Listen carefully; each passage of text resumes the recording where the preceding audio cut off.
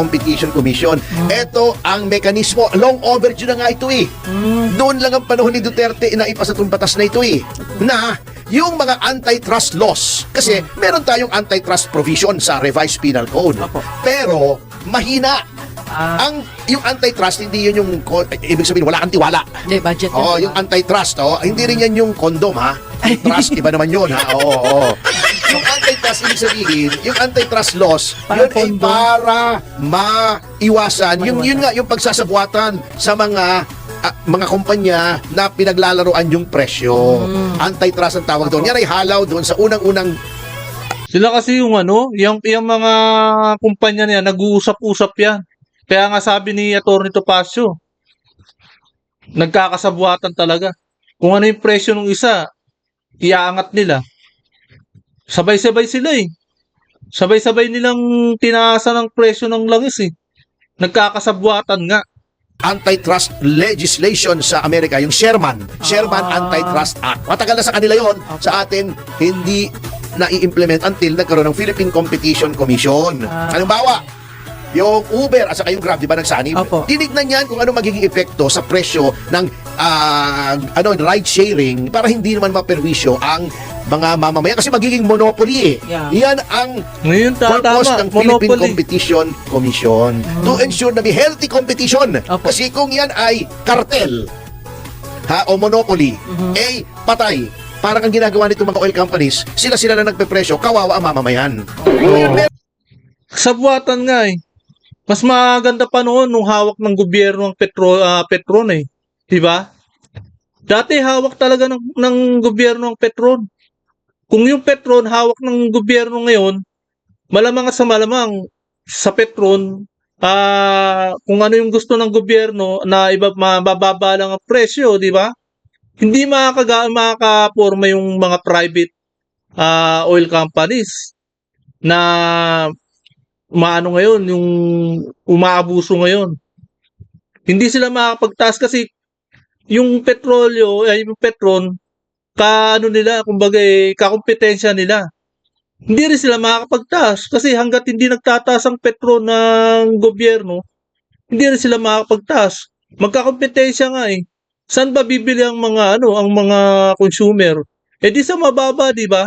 Hanggat hindi tinataas ng gobyerno yung presyo sa Petron, hindi tataas yung dalawang malaking kumpanya ng private na oil companies. Ganun lang yun. Ganun ka.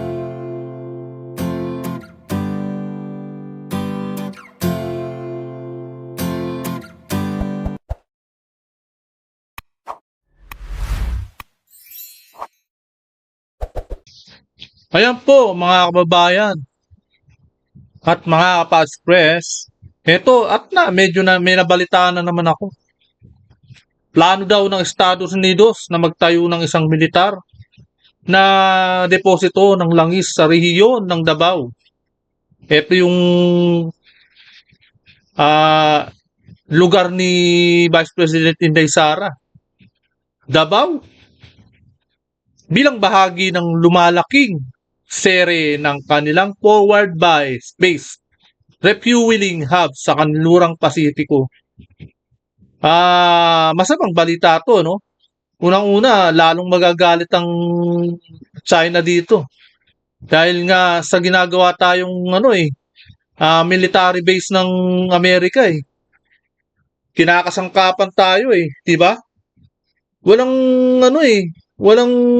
pinag-iisipan tong gobyernong ito eh.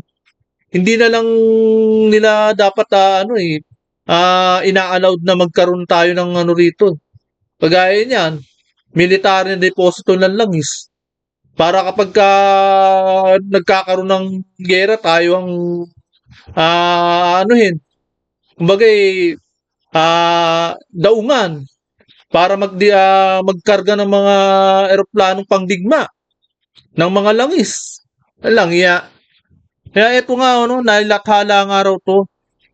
Noong Marso 31, inilathala ng Defense Logistics Agency, DLA, sa kanilang website ang isang solicitation o isang formal na kahilingan para sa mga kontratistang nakabase sa Washington upang mag-bid sa isang proyekto ng defense fuel support na tayo ang magsusuporta sa kahabaan ng kanlurang baybay ng Davao Gulf, kabilang ang lungsod ng Davao, Davao del Sur at Malalag Bay.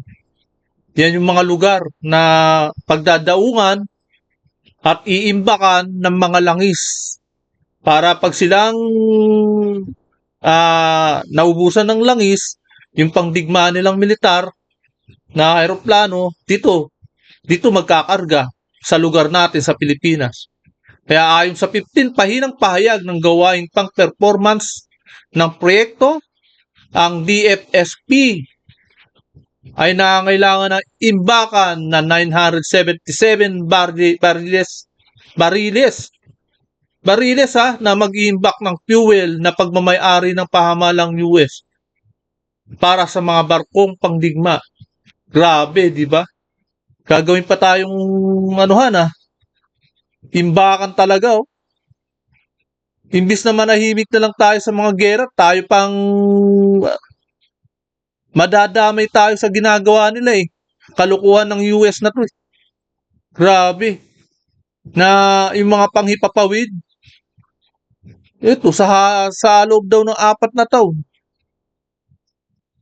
Kaya nga sinabi ng DLA na tatanggap ito ng mga alok ng bid mula sa mga kontraktor na nakabase sa US hanggang Hunyo 29. Kaya nang tanungin tungkol sa mga ulat tungkol sa DFSP, sinabi ni Rear Admiral Roy Vincent Trinidad, tagapagsalita ng Navy para sa West Philippine Sea, na nung pagpaliban hanggang ito ay lahat ay mapagpasyahan. Pinaliwala ni Trinidad ang mga pangamba na maaaring maging attraction ito para sa mga hinaharap na pag-atake. Kaya kapag may nakaaway ang US, tapos sino ang unang aatakihin? Siyempre tayo nga ito kay atakihin. Madadamay tayo sa gerang ito. Kasi unang-una, ang titirahin nila kung saan nanggagaling yung source. Source nga tayo ng imbakan ng langis eh. Para sa mga pandigmang eroplano ng US eh. Di tayo unang ititirahin, di ba? Yan ang masaklap. Kaya etong pamahalang ito, wag kayong sunod-sunuran, baka nagiging aso, di ba? Dapat maging aso ng gobyernong Amerikano. Pwede naman tanggihan. Dapat hindi natin ina-allow yung mga ganyang plano ng Amerika. Kinakasangkapan tayo, ginagamit tayo, na kunyari kaibigan natin sila. Langya. Di ba, nang iiwan sa area ang mga taga-Amerika na yan? Di ba? Langya. Ang DLA, Energy, ay nangangailangan doon ng serbisyo ng DFSP sa lugar ng Davao. Papayag kaya si Mayor Duterte? Sana wag pumayag na ang Pilipinas para sa mga serbisyong kontrata at mga karagdagang pasilidad para sa pagtanggap. Nako, pag-imbak ayon sa ulat ng US Naval Institute News Service. Ang mga plano para sa proyekto ng DFSP ay kasabay ng mga darating na site sa Australia at Papua New Guinea bilang bahagi ng lumalawak na network ng Estados Unidos ng mga forward-based refueling hub sa kanlurang Pasipiko. Kaya yan po, no? Wag natin, mga gobyerno ito, wag silang pumayag. Makawalang hiyaan na yan eh. Sa totoo lang. Lipat tayo dito, no? Kaya sa bidyong ito, kung paano na real talk ni Atty. Topacio ang gobyernong ito. Naubod ng yabang na akala mo ay may panama sa mga crisis, kagaya ng oil crisis. Ang yayabang, di ba? Ang yayabang pa nung bago mag-eleksyon, na pabigay-bigay pa ng AIX, ayuda, na parang bagang mayaman tayo. Maraming pera ang gobyerno. Na ipinagmamalaki na kaya nilang punan ang pangangailangan ng taong bayan. Dahil sa kahimpokrituhan nila, kayabangan. Pero ngayon, ano na nangyari? Wala silang panama. So, plakda. Ang dating na wala silang resolba na nagawa sa oil crisis ngayon. Naresolba ba nila yung pagtaas ng gasolina ngayon? Naresolba ba nila yung tuloy-tuloy na pagtaas ng bilihin? O ano nangyari, di ba? Kaya patuloy pa rin na nagmamakaawa ang sambayanan sa lumalalang taas ng bilihin. Kaya ito po, welcome po muna sa aking channel at muling nagbabalik ang inyong lingkod, Pads Press TV. Kaya panoorin po natin ng ang video ito. Opo.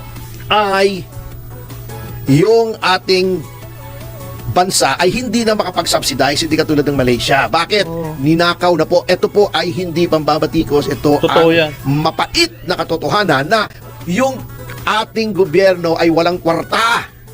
Kasi ninakaw na. Oo. Mahigit Ubus na ang pera. 2026. Ano na ang ilalagay nilang subsidy para maibsan ang pagtaas at patuloy na pagtaas ng langis. Di ba? Kaya na real talk sila dito eh. 1 trilyon ang ninakaw, nasaan na ang pag-subsidy mo? Ah. Oo, ngayon, too late, magbibigay daw ng 10 pisong subsidy. O ang tagal, 1 buwan mahigit bago mo naisip yan at 10 piso lang. O, paano nga? Ninakaw sa flood control. Wala Wala na. nang maibigay na subsidy. Yan. Patay. Ngayon, ang sinasabi nila, meron nga, pero alam nyo, yung meron na yan, ibang klase. Ito baka sasabihin nyo, nag-iistorya ako. Opo. O, noong Thursday, dumaan ako sa Petron, Mhm. sa Doña Soledad. Mga alas 7 ng umaga, alas 8, Mhm. maglalagay ako. Walang diesel. 2 oras pa daw. Maghintay. Maghihintay ka ba naman? Ako maaaring sabihin ko nun sa driver, bumalik ka. Opo. Yung driver, mamamasada yun, pahihintayin mo Oo. ng 2 oras doon sa gas station mo. Wala. O, di ngayon lang nangyari, di ba? Delay, kumbaga, na the time is gold. Biro mo, paghihintayin mo ng 2 oras, anong mangyayari? Ubos ang oras, ubos ang kita, wala na. Di ba? Kaya yung mga langis na yan, tinago siguro, o kaya hindi natin masasabi, pero dapat hindi nagkakaroon ng delay. Dapat lagi tayong may langis. Ayun nga problema, dumidepende na tayo sa ibang bansa na kumbaga nagpapasaklolo na tayo. Yan naman talagang realidad. Nagpapasaklolo na tayo sa ibang bansa na mabigyan ng mga langis o mabentahan ng langis. Di ba? Di sayang yung pasada noon. Yun naman, wala namang maraming gas yun sa tangke. Halos eksakto lang yun, lalo na sa taas ng presyo. Opo. Paghihintay mo ng 2 oras bago makakarga, wala ang na. lupit mo naman. Lugi Wala na, kawawa naman yung tao. Yan. Ngayon, ito yung mga truckers. Opo. Nagsalita na. Alam mo yung mga trucks, nakakatakot yan Mm. Kasi minsan, pag Chinese yung kausap mo, matatakot ka Kasi Why? nung isang beses, may pinag-uusapan kami isang malaking negosyante. Opo. Mga Chinese yung kasama ko. Na yumaman daw dahil bumili ng lupa. Opo. Sabi ng isa, alam mo pare yan si so and so. Yan hindi naman talaga real estate, yan negosyo Kaya yan yaman. Ano? Oh. Yan negosyo niyan, trucks. Ha? Oo! Iba yung salita ng trucks Sabi niya, Baka yan parking negosyo, trucks. May tracking para siya, no? trucks? Ganon. Ah. Hindi tracking, trucks. Oo nga, trucks. Oh. Hindi trucks yung droga. Drugs pala. Ang ibig sabihin sa kanila Mali lang yung diction. Yun ang salita sa kanila. Yung pulburon, yung pinagbabawal na pulburon, trucks daw. Yun pala yung words sa mga Chinese, di ba? Kasi Ayan. Chinese nga, Opo. trucks. Yan. Oo. Anyway, yung mga truckers. Bakit saan nangyari doon sa laugh track natin? Alam Walang na. tawa, joke yun Wag na. Okay. Wak na, walang Wag tawa. Loki akin, joke Anyway, Di Yung mga maintindihan. trucker sabi nila, nako, hindi na pwede kaming magbiyahe ng trucks. Yung trucks na nag-aangkat ng mga kalakal. Opo. Oo, di ba? Sabi Mga nung export. Pangulo, bakit? Yung Pangulo ng association. Opo. Dati, 12,000 ang aming singil. Aha. Ang gas namin, 3,000. So may 9,000 ka pa sa ibang gastusin. Siyempre, bukod sa gas, may pahinante ka, di ba ga? Opo. O may wear and tear yung truck mo, di ba? Napupudpud yung makina, siyempre. Meron yung bukod sa May mga gastusin talaga. Mga painante, di ba? Yung mga gamit, mga pyesa ng mga trucks. Talagang yung trucks naman sirain eh. Sa totoo lang ang laki-laki ng mga kinakarga niyan araw-araw. Posibleng hindi masiraan niya sa isang buwan. Siyempre, kaya nga sinabi ni Atty. Topacio, ang laki-laki ng kinakarga, di yung mga gulong, mabilis na pupudpud. gasolina, may engine oil yun, Yes. may toll yun, di ba? Kung Yes. dadaan sa mga skyway, Mas mahal. sa mga Mm. NLEX, di ba? O, yung napupudpud yung gulong, Yes. di ba? May mga maintenance yun eh. At Opo. least may 9,000 sila, may konting tubo. Opo. Ngayon daw, ang kanilang fuel sa biyahe na 12,000 pesos, ang singil nila ay 9,000 na. Oh. Oh, ayan, nasa news yan, hindi ko gawa-gawa ito. So, 3,000 na lang ang margin mo. Doon mo ba kukunin yung driver, pahinante, toll, yung maintenance ng yung sasakyan. Opo. Sabi nila, hindi na lang kami papasaan, hindi na lang kami babiyahe. Parada na lang kami kasi useless, abonado pa kami. Kada biyahe, maglalabas pa kami ng pera. Oh. Ayun ang problema mo. Paano darating yung mga gulay, itlog, karne, Oh. dilata, lahat-lahat na. Papuntang pabrika o sa mga bukid. Hindi, galing pabrika. Papuntang grocery, palengke, etc. Oh, galing pabrika, mga retailer, papuntang grocery. 'Di ba? Yung mga retailer ng mga grocery, may mga tubo na. Ayun, paano na pagdating na sa mga kanya-kanyang tindahan? 'Yun. Doon na mas mataas pa. Kung mas mataas yung mga langis 'di ba? Yung mga nagkakarga ng truck na gumagamit ng langis. Ang taas-taas ng langis. Di singil na yan. Ang laki na ng singil niyan. Paktaylo! Oo, di ba? Sira na. Oo, paano kung may mga Siyempre kung gulay, Oo, dapat fresh, dideliver diba? kang mga malalaking bagay, mga Pag kama, na-delay yung mga gulay. sofa, yung mga nagtitinda ng furniture. Opo. Alam ka namang sunong-sunong mo yun sa balikat mo. Dati. Deliver mo. Hindi na ngayon Oo, pwede. nasa Las Piñas yung tindahan mo, sa Novaliches mo, sunugin mo sa sipay. Ang laki ng layo. Hindi na Ayan. pwede. O paano ngayon? Hindi, walang economic activity. Wala na. Ngayon, walang mawawala ng mga pagkain sa grocery, magpapanik buying ngayon. Oo. Ay, naku, gulo na yan. Natakot Yan ang naman. nakakatakot kasi nga Oo. walang ginagawa ang gobyerno huling-huli. At ito sinabi pa, kasi pinabayaan ng gobyerno na mag-profit taking o mag-profiteering ang mga kumpanya ng langis. Yun. Hindi lang yung mga refinery, etc. Pati yung mga retailer, yung mga gas station. Oh, Papaano ay regulatory Kaya nga, mas matindi pa sa kalamidad ng nangyayari. Mas matindi pa sa pandemic kung noong nangyari kay Pangulong Duterte. Hindi kasalanan ng gobyerno yon ni Pangulong Duterte, pero ang lupit ng pandemic. Pero ito ngayon, may kasalanan ng gobyerno rito. Talagang napabayaan. Walang kaplano-plano. Ngayon, nangangailangan tayo ng langis, pati yung bilihin. Baka mangailangan na rin tayo. Laking gulo niyan, sigurado. capture. Ang tawag dyan. Opo. Yung dapat mag-regulate ay nakokontrol na ng mga nire-regulate. Oh. Sabi nito, ito very credible. Si dating Secretary Arsenio Balisacan. Opo. Di ba nag-ICI yan? Opo. Nakita niya walang nangyanyari. Zero. Walang nangyanyari dito. Umalis siya, di ba? Opo, Kaya umalis natira siya. si Andres Reyes. Opo. Mukha siyang eng-eng doon. Mag-isa na lang siya. Umalis yung babaeng accountant. Umalis si Balisacan. Opo. Umalis si Magalong. O may natira silang dalawa natin. At least alam nila O, na sabi wala niya, silang ginagawa. bakit daw hindi imbestigahan ng gobyerno etong sa tingin niya ay may sabwatan sa pamamagitan amongst yung mga oil companies and regulators. Yan. Ang sabi niya dito, Actually, na yan Napatawag na yung DOE niyan sa sa hearing sa Senado.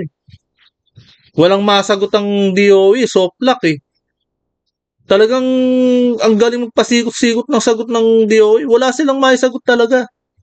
Yung problema na old stock ng langis ay binebenta pa, tinaasan na ng oil companies na nagbebenta ng oil. Kalahati agad yung binenta. Ay mas mahigit na kalahati. Yung dinagdag. Oh, ano nangyari? Wala pa ring masagot ang Department of Energy diyan. Kaya yan nga, nahiring niya sa Senado. Ngayon, hindi napatawag yung mga oil companies, hindi pinatawag. Yung DOE lang at yung mga senador lang ang nag-usap sa hearing na yun. Dapat napatawag din yung mga oil companies na yan eh. Dapat natanong sila. Wala eh. Hindi Hindi ginagamit ng regulator. Meron yung ERC tayo, di ba? O, ang kanilang kapangyarihan upang siguraduhin na ang mga naglalaro sa merkado, meaning yung oil refineries, oil companies, retailers, ay patas ang pagpapapresyo. Kasi nga, deregulated tayo eh. Kung deregulated ka, with more reason, yung regulatory powers ng proper companies ay dapat mas mahigpit kasi deregulated eh. Napakalaki talaga ng chance na mag-profit taking kasi ang mga kumpanya, yung mga dabuhalang komersyante na mga yan, yung mga Panginoong may lupa na patuloy na naninikil sa uring manggagawa, yan talaga yung mga hid-hid yan eh. Oo, basta't may mapipiga sa'yo na pera, kukunin yan, mga kumpanyang yan. Mga swapang yung mga yan eh. Alam ba, ito mga to ha, sinasabi ko sa'yo, kung pagkakakitahan lamang nila, mismong nanay nila, ibebenta nila. Kaya nila yun? Oo, ganyan ang ugali niya mga yan. Oh, etong Secretary Balisacan ay dating Economic Planning and Development Secretary. At noong panahon ng Administrasyong Duterte, siya yung pinuno ng Philippine Competition Commission. Ano tong Philippine Competition Commission? Ito ang mekanismo. Long overdue na nga ito eh. Doon lang ang panahon ni Duterte inaipasa itong batas na ito eh. Na yung mga antitrust laws. Kasi meron tayong antitrust provision sa revised penal code. Pero mahina. Yung antitrust, hindi yun yung, ibig sabihin, wala kang tiwala. Hindi, budget yun. Oh, yung antitrust, hindi rin yan yung condom, ha? Yung trust, iba naman yun, ha? Oo. Yung antitrust, ibig sabihin, yung antitrust laws, Parang yun ay condom. para maiwasan. Yun nga, yung pagsasabuatan sa mga kumpanya na pinaglalaroan yung presyo. Antitrust ang tawag doon. Yan ay halaw doon sa unang-unang Sila kasi yung yung mga kumpanya niya, nag-uusap-usap yan. Kaya nga sabi ni Atty. Topacio, nagkakasabuatan talaga. Kung ano yung presyo ng isa, iaangat nila. Sabay-sabay sila eh. Sabay-sabay nilang tinaasa ng presyo ng langis eh. Nagkakasabuatan nga. antitrust legislation sa Amerika, yung Sherman Antitrust Act. Matagal na sa kanila yon. Sa atin, hindi na-i-implement until nagkaroon ng Philippine Competition Commission. Halimbawa, yung Uber at saka yung Grab, di ba nagsanib? Opo. Tinignan yan kung ano magiging epekto sa presyo ng ride sharing para hindi naman maperwisyo ang mga mamamayan kasi magiging monopoly eh. Yeah. Yan ang Ngayon, purpose tama. ng Philippine Monopoly. Competition Commission to ensure na may healthy competition. Opo. Kasi kung yan ay kartel o monopoly, patay. Parang ang ginagawa nito mga oil companies, sila na nagpepresyo, kawawa ang mamamayan. Sabuatan nga eh. Mas maganda pa noon nung hawak ng gobyerno ang Petron eh. 'Di ba? Dati hawak talaga ng gobyerno ang Petron. Kung yung Petron hawak ng gobyerno ngayon, malamang at sa malamang sa Petron, kung ano yung gusto ng gobyerno na mababa lang ang presyo, 'di ba? Hindi makakaporma yung mga private oil companies na yung umaabuso ngayon. Hindi sila makakapagtaas kasi yung yung Petron, kumbaga kakumpetensya nila. Hindi rin sila makakapagtaas kasi hanggat hindi nagtataas ang Petron ng gobyerno, hindi rin sila makakapagtaas. Magkakumpetensya nga eh. Saan ba bibili ang mga consumer? Eh di sa mababa, di ba? Hanggat hindi tinataas ng gobyerno yung presyo sa petron, hindi tataas yung dalawang malaking kumpanya ng private na oil companies. Ganun lang yun. Ganun kaganda dati. Eh ngayon, binenta ang petron eh. Ngayon, nasa iba na, yun nga, private company ng petron. Player ng oil langis. Meron nga tayong mga ahensya ng gobyerno, among which is the Energy Regulatory Commission. Pero sabi niya, bakit hindi nyo ginagawa ang inyong mga tungkulin? Oh. Sabi nga niya, sa Economics 101, tinuturo to ng college, first year college, pagkukunti lamang ang mga nakakokontrol ng isang kalakal, ay dapat kinokontrol ng gobyerno kasi di kung ano na lang sabihin Wala nilang na, presyo, yung yun na iba lamang. yun, Oo. talo na. At kung mayroong cartelization which is against the law, economic sabotage yan, imbestigahan at parusahan. Tama. May kaparusahan. Bakit? Maimbestigahan ba nila ang oligarch? Ang oligarch na nagmamay-ari sa oil companies? Diba? Ang oligarch ang nagkukumpas sa gobyerno ngayon, di ba? Sila ngayon ang makapangyarihan. Hindi nga makokontrol kasi nga mas mataas ang mga oligarch kaysa sa gobyerno ngayon. Nasa langis o kaya nasa tawag dito. Nasa organization ng langis ngayon ang kamag-anak ng gobyerno. May mga kamag-anak ang gobyerno sa mga may-ari ng langis. Kaya hindi makaporma eh. Yan Kukunti lang yan. Iba lang ba ang malalaking gasolinahan dito? Isa-isahin natin. Petron, Caltex, Shell. O yung iba maliliit na Uni Oil. Clean Fuel. Total, medyo maliliit na yan eh. Maliliit. Ano pa? Meron Uno. pang Uno. Yan. Wala bang dos? Hindi ako naniniwala na kahit 3 lang yan, malalakas pa rin yan, ang impluwensya niyan mga yan sa gobyerno. Sa totoo lang. Maliliit na lang yan eh. Opo. So, malaki ang posibilidad at malaki ang tukso na kapag kukunti lang kayo, magbubuklod-buklod kayo para kontrolado nyo yung presyo. Parang ginagawa rin yan sa bigas, di ba? Opo. Paano magkakaroon ng pinapangako ni BBM na 20 pesos na bigas? Wala na. Nagho-hoard yung kartel ng bigas. Hanggang hindi niya binabasag yun, ay hindi magkakaroon ng market forces. O bakit ba Hihintayin. yung mga kamatis natin noon nabubulok sa tabi? Kasi hihintayin nilang tumaas ang presyo. Sa kanila ilalabas yan. Ganyan ang kartel. Ganyan ang kabalastugan na ginagawa ng kartel. Di ba? Opo. Kasi merong mga middlemen na napakababa ng presyo ay ayaw na magbenta ng mga magsasaka na hindi worth it, lugi pa. Binubulok na lamang. Ang problema dito sa ating bansa, hindi katulad sa ibang bansa, wala tayong kanin masyado ng tomatoes. Diba may tomato sauce naman tayo, pero hindi sapat. Dapat yung kinakan para pag kukunti naman ang kamatis, meron kang mga canned tomatoes. Yung whole tomatoes, nakakan yan eh. Yes. Nakakan yan. Sa Amerika, pwede kang bumili ng canned tomatoes sa Singapore. Yan. Kasi itong babalik tayo sa langis, kahit deregulated yan, meron pa rin mga measures.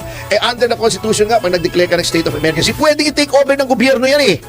Alam mo, pwede naman sabihin ng gobyerno kung ang leader mo ay matigas.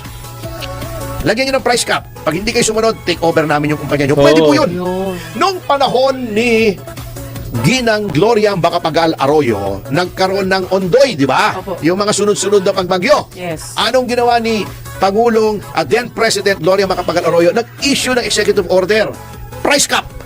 Ibig sabihin, eto, hanggang dito na lamang ang presyo. Hindi na Parang pwedeng nangyari taasan. sa akin, hanggang dito na lamang ang pagtaas mo. Yan, hanggang 5.2 ka na lang, ha? Hindi ka nalalampas. Yan. Ginawa po yan. Bakit hindi magawa ngayon? Bakit? Sa ano ba yun? 10? O 2 araw pa kasi 15 days yung batas, urgent, pero hanggang 12 pa bago magkaroon ng executive order. Natanggalin yung excise tax. O bago, ang magiging epekto lang noon, di ba? Diniscuss ba natin kahapon o isang araw? Isang araw. At 10 to 12 pesos. Ngayon, bibigyan daw ng fuel subsidy. Yeah. 10 pesos o 22 pesos bababa. Mataas pa rin eh. O kung magkano ba diesel? Ano na, 160 nga yung iba eh. Magkano na? 160, 170 170. na nga eh. Minus 25 na. Oo. Magkano? Eh di 150. Ah, 125. Oh, taas pa rin. Hindi. 125. Yun, tama. 125. Mataas pa rin. Mataas pa. Mataas pa rin. Grabe pa rin yung taas niyan. Kasi biglang taas yan eh. Nasa 50 lang yan dati, 60. Palagay natin 70, oh. O ano yung tinaas? Nasa kalahati. rin. Dati ba, magkano ba dati? Ano po? 60. Hindi, nung bago Oh, 60, yung binomba ni bago, Trump ang 60. ang 65. Iran. Di ba? Ang Oh, layo pa rin. 50. Layo. Ang layo pa rin. Doblado pa rin. Opo. Hindi pa rin uubra. Hindi naman tumataas. Opo. Walang mangyayari. Dating 60. Tinaas. Kalahati, mahigit kalahati pa. Tapos babawasan na 10. Ganun pa rin. Dapat kalahati na rin ang ibawas para solve. May pagtaas na ba ng pasahe? Wala pa, no? Wala. O bakit Wala. ang bagal? As is pa rin. Ay, sos malinyones. Oo. Mangyayari. Mabagal ang advisor. Siyempre, Ito, kaya mapapansin ninyo, marami ng mga jeepney driver ang hindi na pumapasada. Mapapansin ninyo, tambak na ang pasahero, pero hindi pa dumarating yung mga jeep. Grabe, di ba? Mapahirapan na talaga sa pagsakay ngayon dahil marami nang ayaw pumasada ng mga driver, mga jeepney driver. advisor po yan nakaano. At saka, anong measures ang ginagawa ng gobyerno? Wala. Anong Oo. ginagawa ng Presidential Advisor for Poverty Alleviation, si Larry Gadon? Wala! O kaya yung mga deadwood dyan sa gobyerno, kumikilos. tanggalin nyo na yung sayang ang mga Ang bayad sinesweldo niyan eh. Hindi naman poverty alleviation ang trabaho niyan, hindi na naman para patikusin ang Vice Presidente. O, di ba? Pwede naman yung patikusin ang Vice Presidente na nasa sa kanya. Ang trabaho niya ngayon, atakdog din kasi yan. Hindi na talaga yung anti-poverty ang mama na yan. Umaatak yan eh. Laban sa Duterte. Ang trabaho ngayon yan. Wala na sa trabaho, wala sa description niya yung ginagawa niya ngayon. Yung description job, wala na. Hindi na natutupad yung trabaho niya ngayon. Iba na yung trabaho niya ngayon, atakdog. Nasa ilalim tayo ng malayang isang konstitusyon na nagbigay ng garantiya ng marayang pamamahayag. Pero gawin mo rin yung trabaho mo for which you were appointed, poverty alleviation. Anong mga suggestion mo Pero, para maibsan yung paghihirap ng ating mga mamamayan? Wala! Ano naman may ginagawa, hindi lang natin alam. Tanggalin na. Ano? Iyon pa. Si Larry Gadon, hindi niya papaalam ang ginagawa niya. Hindi, kasi yung kumanta lang nga siya, pinaalam niya agad sa lahat ng tao na kumanta siya ng happy birthday. No. Hindi kasi yung iba kasi sir, ayaw nilang malaman yung mga importante ginagawa nila and then saka na lang sila magre-report. Alin? Wala, isang buwan na. Ganon. Kung isang buwan bago ka mag-report, umalis ka na dyan. O, di ba? Oh. Oo. Kasi talagang overpricing Ah. Kita mo? Talagang yung kinuwenta ng mga eksperto, oo, tumaas ang presyo ng krudo sa pangdaigdigang merkado. Pero hindi yung katulad ng pagtaas sa atin. Ang Singapore kaya mas mataas sa atin kasi di ba pinaliwanag na natin, Opo. mataas talaga ang tax sa Singapore at hindi nila nilift. Bakit? Kasi pagdating sa sektor ng transportasyon, hindi sila masyadong apektado kahit mahal. Opo. Ang daming trend doon. Pwede kang hindi magkotse ron. Oh, yun. Kaya pala sabi doon, Very efficient ang train system doon. sabi ng mga kausap mong eksperto attorney, ano daw, buti para sa ibang bansa, walang epekto. Dito daw, sobra daw epekto, parang Oo, kasi tinanggalan tayo ng trend. Tinanggal yung release ng trend, di wala na masakyan yung mga ibang tao, kundi yung mga bus at jeepney lang. Kasana, mabuti sana kung may trend tayo eh. Tapos yung subway, kung natapos yun, okay sana. Talagang makakarmenos tayo doon. Ngayon, ang nasasakyan natin, LRT, MRT, LRT2. Sana nadagdagan pa yung mga yan. Sana marami tayong trend ngayon para hindi natin naramdaman ang problema sa langis na hindi talaga hindi kumbaga hindi tayo makakuha ng maraming langis dahil meron tayong mga ganyang klaseng transportation. 'Di ba? Hindi tayo mangailangan ng mas malaki. Kaya apektado tayo eh. Kumbaga yung mga inaangkat nating langis ay napoprovide pa sa mga mas may kailangan. Tapos yung mga ibang hindi na kailangan, di mag-trend na lang. Tayo yun di ba? Tingnan mo, yung mga individual na may sariling sasakyan, pwede naman sila mag-trend na kahit hindi na lang sila gumamit ng sarili nilang sasakyan. Dahil may trend nga maraming trend eh. Ganyan sa Singapore, sa ibang bansa. Kaya hindi ramdam yung problema sa langis. Dahil marami silang trend. Yun. Dito masabog yung missile. Oo. Kasi tayo daw may bagyo. Oh, eto ha, anong ginagawa noon? Nag-hearing sa House. Yan. Okay. May panukala.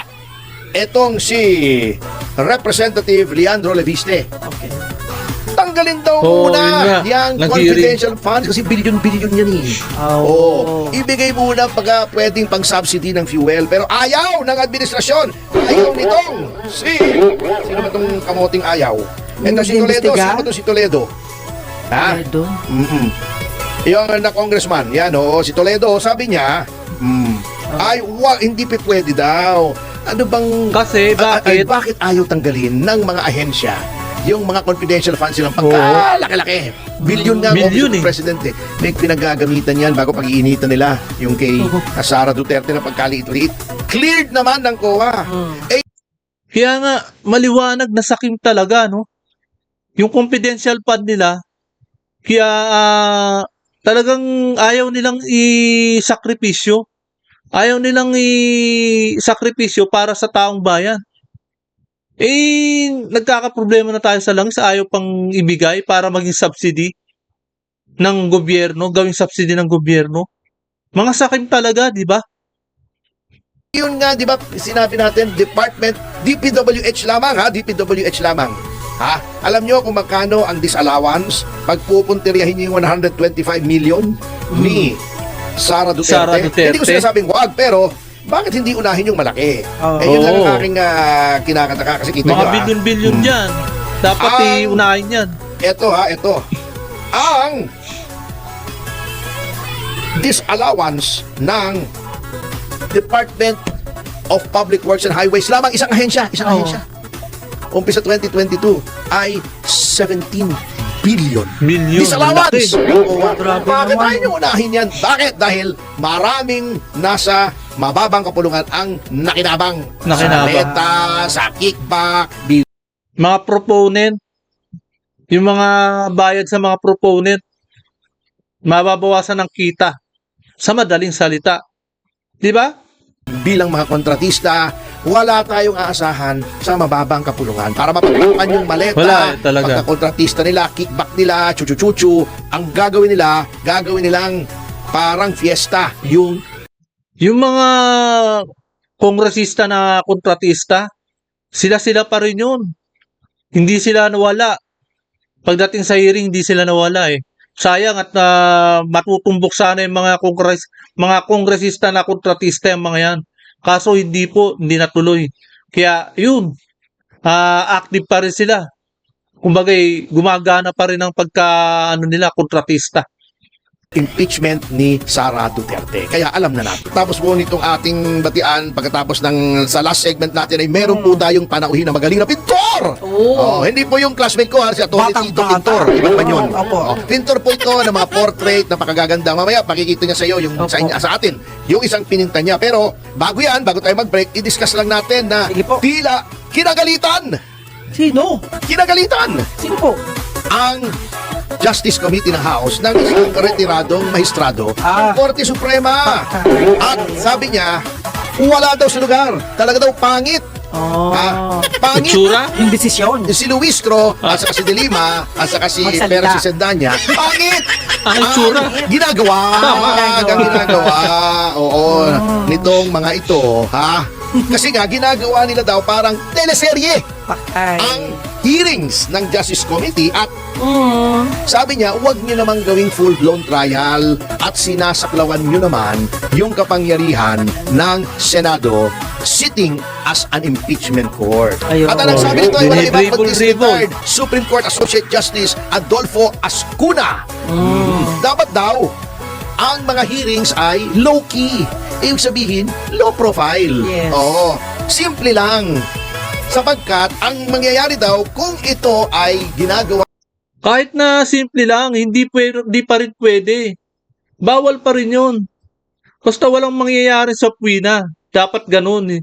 Zero sa puwina dapat. Para hindi malabag ang karapatang pantao kung na-impeach nila. Kay BP Sara, pagka nagkaroon sa puwina eh, nalalabag na yung karapatang pantao ni Vice President Inday Sara eh. Ganun dapat. Hindi dapat nagkakaroon ng subpoena. Nila ang palang teleserye na di ba, sabi nila ite-televise, tinawagan pa si ganito, ganoon, ganyan, ay nagiging performative daw. Parang nagiging showbiz. In other words, performative yung word na yon. Kasi daw, bagamat sabi niya, namit talaga namang kapangyarihan na magsabina, pero hindi upang magbigay ng testimonya. Nagbigay siya ng halimbawa na I agree with, ano? Minsan hindi ako nag-agree dito kay Justice Ascuna, pero this time I agree with him. Kanya-kanya namang opinion niya, ano? Sabi niya, kung patatawag mo si Madriaga, di ba si Madriaga ay may affidavit? Oo. Ha? Ay, dapat yan ay para i-affirm lang at para hindi mag-testify. Sasabihin lang, Madriaga, ikaw ba si Madriaga? Opo.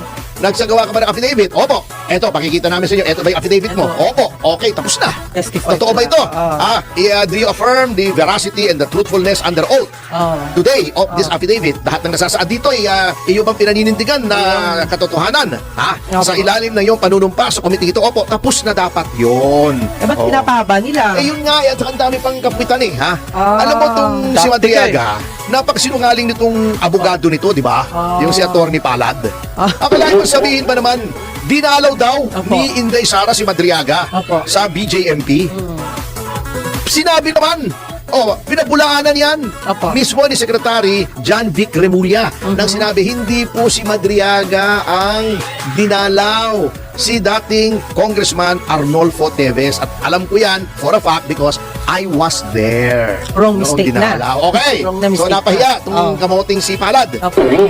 Yung anak ni Maria. Yes. Anak ni Maria yung ganyan na... Anak na ba yun? Hindi yata. Sinabi nung, gano'n, magkakilala pala si VP at saka si Teves. Akalain mong biglang may lumitaw itong si Chel Joc, no, napakasinungaling. Tinatakot daw ni Teves, si Madriaga. Hinila pa daw sa isang bodega. Nakagawa pa. Pwede ba naman yun? Hindi ba under witness protection yan? May mga NBI na nakabantay kay Madriaga. Puro kasinungalingan eh. Yan ang sinasabi kong grandstanding dyan. Pero, well, dapat po sa madaling salita, hindi pwede magpang-abot si Teves at si Madriaga. Hindi pwede magpang-abot sa kulungan. Magkahiwalay yan.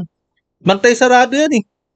Kalokohan talaga nung Attorney Palad na yun. No? Napakasinungaling. Manang-mana sa gobyerno. Wala tayong magagawa kasi talagang gagamitin nila to para sirain si VP Sara. This is no longer about accountability. This is for political persecution. At sa notang yan mga kasama ay magbabalik ang Yes, Yo, Topasyo. Ayan po, no? Napanood po natin ang balitaktakan at pahayag at pagsasalita ni Atty. Topacio na kung paano niya suplakin at plakdain ang gobyernong ito na ubod ng bagal na kumbaga parang mabagal pa sa pagong na walang kaplano-plano sa mga nangyayari ngayon sa krisis. Kumbaga mas mabilis pa silang umatake sa ating Vice President.